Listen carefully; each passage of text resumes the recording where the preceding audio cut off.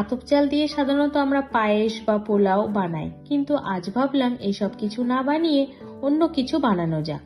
ভাবতে ভাবতে মাথায় একটা আইডিয়া চলে এলো। ফ্রিজ খুলেই দেখলাম 3টে ডিম আছে।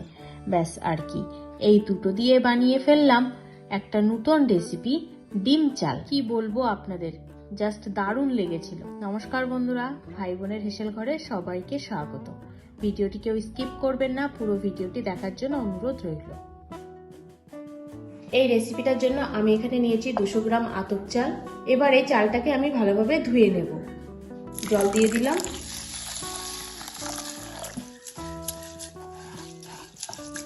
দু থেকে তিনবার আমি চালটা ভালোভাবে ধুয়ে নিয়েছি। এবার আমি এর মধ্যে অল্প একটু জল দিয়ে দিলাম। সামান্য একটু জলে আমি 10 মিনিট ভিজিয়ে রাখবো। আর নিয়েছি 3টে ডিম, আমি সিদ্ধ করে খোসা ছাড়িয়ে ভালোভাবে ধুয়ে নিয়েছি। এবার গ্যাসে কড়াই বসিয়ে দিয়েছি, কড়াইটা গরম হয়ে গেছে। এখন আমি এর মধ্যে দিয়ে দিলাম 3 চামচ মতো সর্ষের তেল। তেলটা গরম হয়ে গেছে, এখন আমি এর মধ্যে সিদ্ধ করা ডিমগুলো দিয়ে দিলাম। ডিমগুলো হালকা ভেজে নেব। ডিমগুলো হালকা ভাজা হয়ে গেছে, এখন আমি এগুলো তেল থেকে তুলে দিলাম।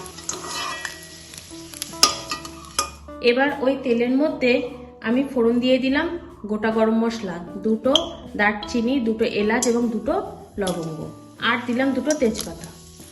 ভালোভাবে তেলের সাথে একটু নাড়াচাড়া করে নেব।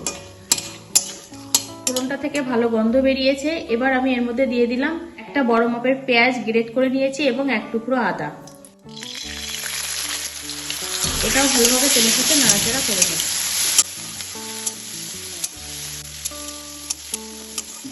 গ্রেট করা আদা এবং পেঁয়াজটা আমি তেলে 2 থেকে 3 মিনিট নাড়াচাড়া করে নিয়েছি। কাঁচা ভাবটা চলে গেছে। এখন আমি এর মধ্যে দিয়ে দেবো যে চালটা ভিজিয়ে রেখেছিলাম, সেই আতপ চালটা।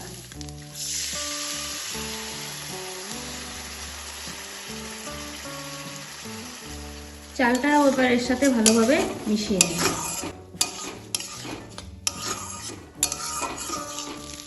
চালটাও 2-3 মিনিট নাড়াচাড়া করে নিয়েছি। এখন আমি এর মধ্যে দিয়ে দেবো কিছু গুঁড়ো মশলা।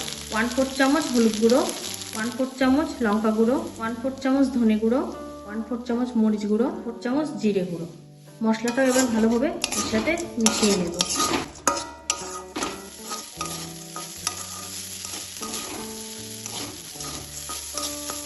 আমি এখানে নর্মাল আতপ চাল ব্যবহার করেছি, আপনারা চাইলে এখানে গোবিন্দভোগ চাল ব্যবহার করতে পারেন।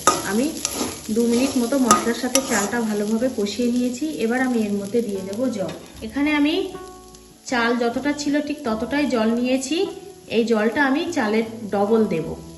ঠিক দেখে বুঝতে পাচ্ছেন যে আমি যতটা জল, চালটা আমার যতটা ছিল, এখানে কিন্তু প্রথমে আমি জল ততটাই নিয়েছি।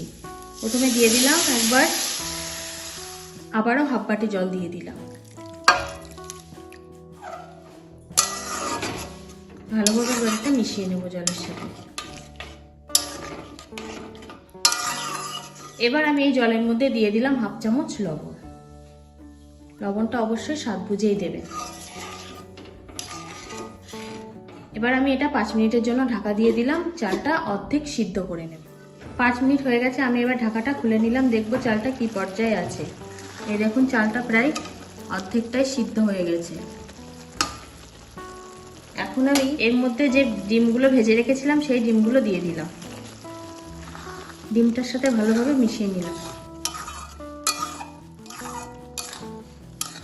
আবারও 5 মিনিটের জন্য ঢাকা দিয়ে দিলাম। যে সকল বন্ধুরা এতক্ষণ ধরে আমার ভিডিওটা দেখলেন কিন্তু লাইক করেননি, অবশ্যই তাদেরকে বলবো একটু লাইক করে দেবেন। আর কেমন লাগলো কমেন্ট করে জানাবেন। যদি আমার ইউটিউব চ্যানেল থেকে দেখে থাকেন তাহলে অবশ্যই চ্যানেলটিকে সাবস্ক্রাইব করে দেবেন। আর যদি ফেসবুক থেকে দেখে থাকেন তাহলে ফেসবুক পেজটিকে ফলো করে দেবেন। তাহলে নিত্য নতুন রান্নার আপডেট সবার প্রথমে আপনার কাছে পৌঁছে যাবে। 5 মিনিট হয়ে গেছে, আমি এবার ঢাকাটা খুলে নিলাম। দেখুন জলটা কিন্তু একেবারেই শুকিয়ে গেছে। এবার আমি এর মধ্যে অর্ধেকটা গন্ধরাজ লেবুর রস দিয়ে দিলাম। হাতে একটু মিশিয়ে নেব লেবুর রসটা। আমার পুরোপুরি কমপ্লিট হয়ে গেছে। গ্যাসটাকে অফ করে দিলাম এবং আমি এটা আবার 2 মিনিটের জন্য ঢাকা দিয়ে দিলাম, লেবুর ফ্লেভারটা রাইসের সাথে ভালোভাবে মেশার জন্য। 2 মিনিট হয়ে গেছে, আমি এবার ঢাকাটা খুলে নিলাম। ডিম দিয়ে চালের এই রেসিপিটা কিন্তু পুরোপুরি রেডি। এবার আমি এটা নামিয়ে নেব। দেখলেন তো কত কম সময়ের মধ্যে আমি এটা বানিয়ে ফেললাম। হাতে যখন সময় কম থাকবে, ডিমের তরকারি সবসময় করতে ভালো লাগে না, সময় থাকে না, খেতেও ভালো লাগে না, তখন একবার হলেও ডিম দিয়ে চালের এই রেসিপিটা অবশ্যই করবেন এবং কেমন হলো আমাকে কমেন্ট করে জানাতে ভুলবেন না কিন্তু। আজকের রেসিপিটা তাহলে এই পর্যন্ত। যে সকল নতুন বন্ধু আমার ইউটিউব চ্যানেল থেকে দেখছেন তারা অবশ্যই চ্যানেলটিকে সাবস্ক্রাইব করে দেবেন, আর যে সকল বন্ধুরা ফেসবুক থেকে দেখছেন তারা অবশ্যই ফেসবুক পেজটিকে ফলো করে দেবেন। আজ তাহলে এই পর্যন্ত, দেখা হচ্ছে পরের কোনো নতুন রেসিপিতে।